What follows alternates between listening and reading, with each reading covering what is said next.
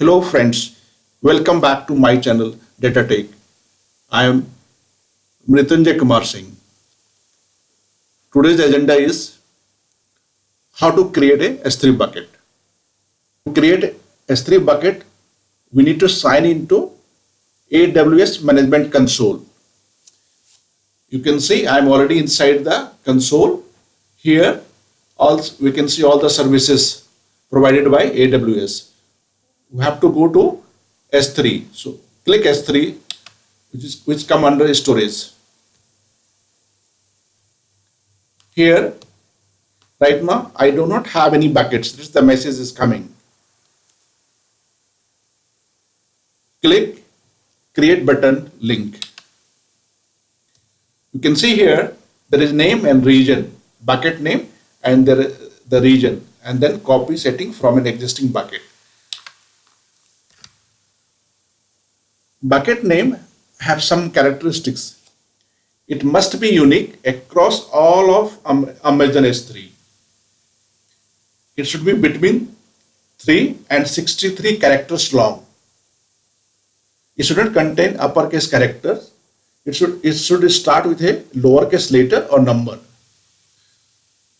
And after you create the bucket, you cannot change its name. Just give any name. Test. We'll give them name. See, bucket name must contain uppercase, must not contain. So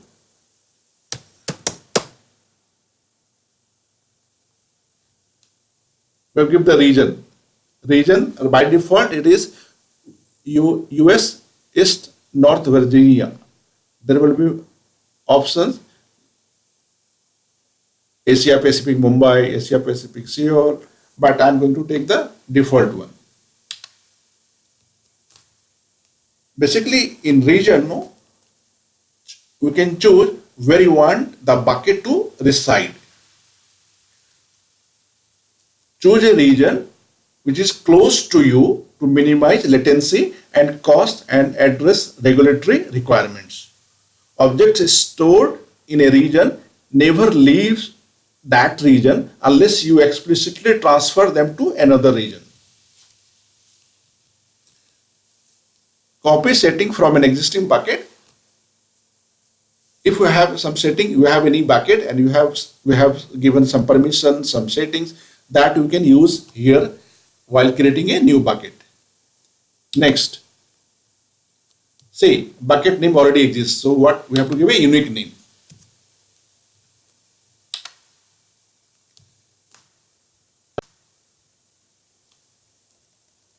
Versioning, server access logging, tags.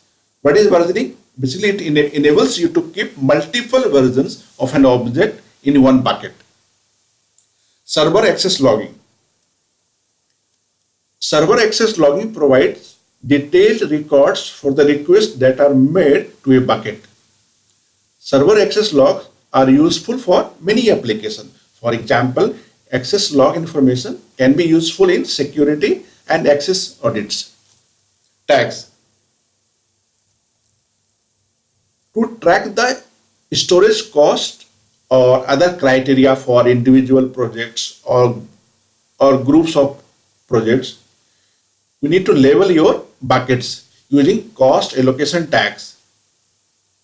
It is nothing but a key value pair that you associate with a bucket.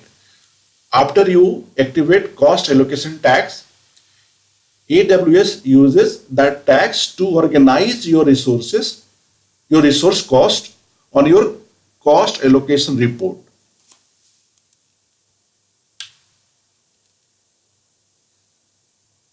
Object level logging. Record object level API activity using AWS CloudTrail. What is CloudTrail?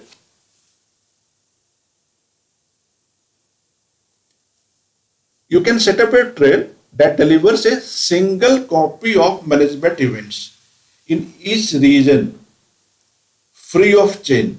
Once a CloudTrail is set up, Amazon S3 changes apply based on your usage. You will be charged for any data events or additional copies of management events recorded in that region. Data protection refers to protecting data while in transit as it travels to and from Amazon S3 and at rest while it is stored on disk. You can protect data in transit using secure socket layer or client. You have two options for protecting data at rest: server-side encryption and client-side encryption. Server-side encryption, it requests Amazon S3 to encrypt your data, encrypt your object before saving it on disk in its data centers, and then decrypt it when you download the objects. But in client-side encryption, encrypt data client-side and then upload the encrypted data to Amazon S3. In this case, you manage the encryption process, the encryption key and related tools. Let me click the advanced settings. Object lock. With S3 object lock, you can store objects using a write once, read many model. You can use it to prevent an object from being deleted or overwritten for a fixed amount of time or indefinitely.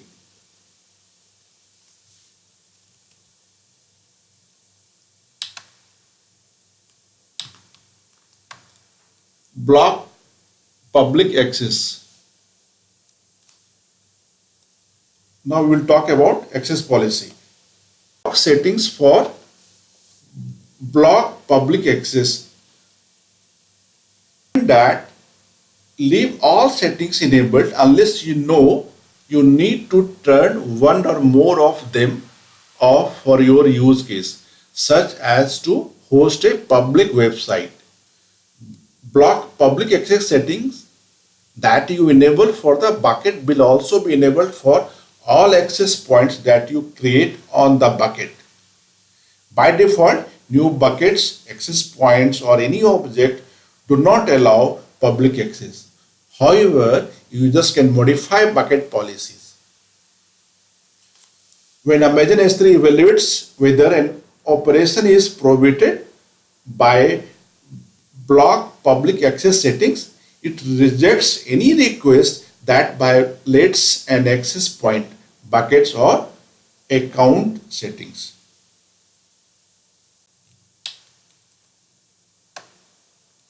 Click next. Here now we can see we can review it, like what is the name we have given, in which region you are creating, what is the version, server access login, tagging, all those things. Now after when you find it all are correct, then you create bucket.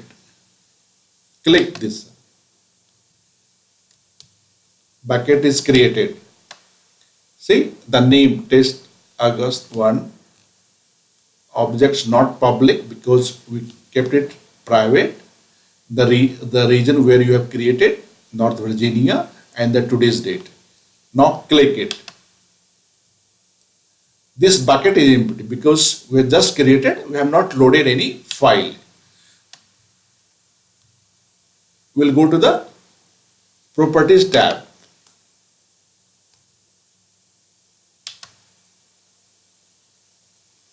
Here you can see versioning that we already seen, correct? Now we'll see what is server access logging, object label logging, what is static website hosting. Server access logging provides detailed records for the requests that are made to a bucket. Server access logs are useful for many applications. Object label logging. Record object label API activity using the CloudTrail data events. So again, we already told you CloudTrail is an AWS service that helps you enable governance, compliance, and operational and risk auditing of your AWS account. Static website hosting. Use Amazon S3 to host a static website. On a static website, individual web pages include static content. They might also contain client-side scripts. In advanced settings, we can see here lot of things which you already discussed. Main thing is the transfer acceleration. What is transfer acceleration?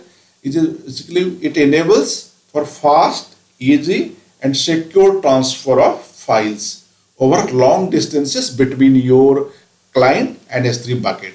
Transfer acceleration takes advantages of Amazon CloudFront globally distributed edge location. As the data arrives at an edge location, data is routed to Amazon S3 over an optimized network path. All these are JSON based policy language.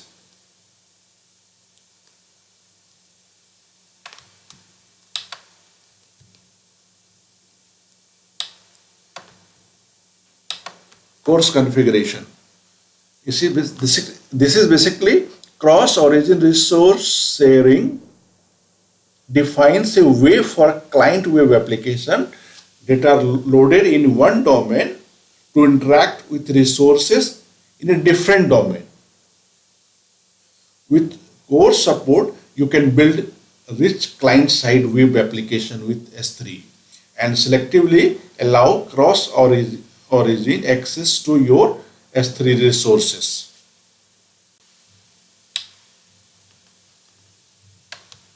Now we'll click the permission tab.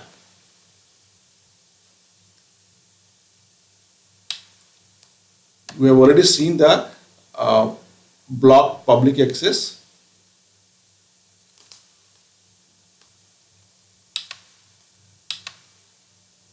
Here, access control list. Here you can see here, we can also give access to other AWS accounts. Bucket policy. You can create your policy.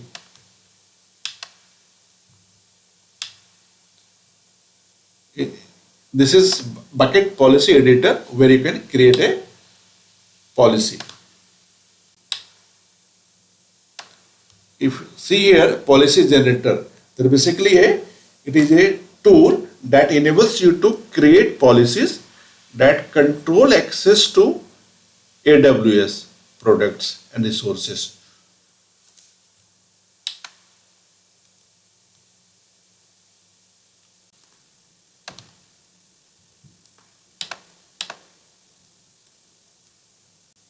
That's all for today. If you like the video, please hit the like button and please do subscribe to my channel for upcoming videos. Thank you for watching the video.